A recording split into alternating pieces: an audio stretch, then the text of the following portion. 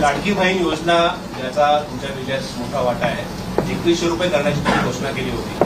तो निर्णय साधारणतः कधीपर्यंत होणार? आणि दुसरं, आता एक अशी चर्चा सुरू आहे की 1500 जेव्हा दिले तेव्हा स्क्रुटिनी कोणतीही झाली नव्हती. आता 2100 देताना स्क्रुटिनी होणार अशी चर्चा आहे. त्या संदर्भात वस्तुस्थिती काय असेल? असं आहे की पहिल्यांदा तर ही योजना आम्ही सुरूच करणार आहोत, सुरूच ठेवणार आहोत आणि 2100 देखील आम्ही देणार आहोत. आता बजेटच्या वेळी त्याचा आम्ही विचार करू आणि शेवटी आपले सगळे आर्थिक सोर्सेस जे आहेत हे सोर्सेस योग्य प्रकारे चॅनलाइज झाल्यानंतरच आपल्याला ते करता येतं. त्याच्यामुळे ते करण्याचा निर्णय पक्का आहे. जी आश्वासनं दिली ती आश्वासनं पूर्ण करू. त्याकरता ज्या व्यवस्था करायच्या त्या व्यवस्था आम्ही आधी करू. स्क्रुटिनीचा जिथपर्यंत सवाल आहे तिथपर्यंत एवढंच आहे की निकषाच्या बाहेर जर कोणी घेतलं असेल, निकषातला जो असेल त्याला कोणालाही त्यातनं कमी करायचं नाहीये. पण काही तक्रारी आल्या आहेत की निकषाच्या बाहेर मिळालेला आहे.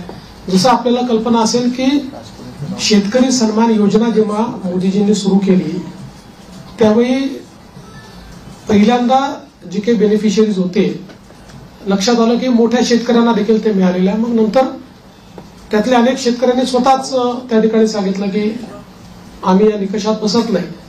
मला असं वाटतं त्यानंतर ती स्थिर झाली.